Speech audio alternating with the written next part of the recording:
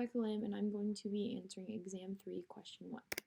So just an overview of the topics I'm going to be talking about in this video. I've split them up into 3 separate categories. The first topic is the skeleton, or what makes up the outside of the DNA helix, the inside, which fills up the skeleton of the DNA, and 3, the structural features of DNA that are characteristic to understand its actual structure.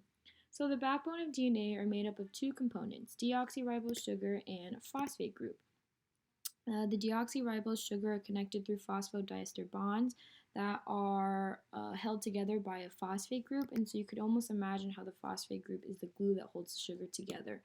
And looking at the DNA unwound, if you could imagine it almost like a ladder, the DNA backbone would be the sides of the actual ladder, and the insides, or the rungs, would be the nitrogenous bases that are made up of 4 different types. There is adenine, thymine, guanine, and cytosine. Guanine and cytosine usually go together, or almost every time pair together, and adenine and thymine will pair together. And an easy way to remember this is that cars go in garages and apples grow on trees. So you can pay attention to the first letter of the subjects of these sentences to help you remember exactly what goes with what.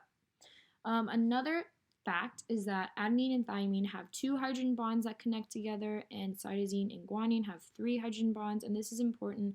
Hydrogen bonds are fairly weak, which is important and helpful during DNA replication. And so the next thing we're going to talk about is base stacking.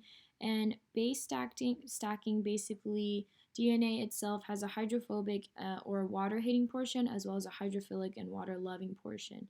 And so in order to protect the inside of the DNA that is hydrophobic as much as possible, the part that really hates the water, DNA shifts into a helix shape to create regions of grooves where there's less exposure and to maximize the hydrophobic interaction. So if you can imagine, if it being unwound, it's exposed to all this water, but being wound up, there are less areas of exposure to water.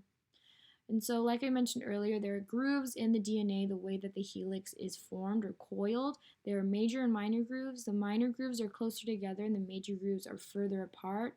I believe that the major grooves are approximately 50% wider than the minor grooves.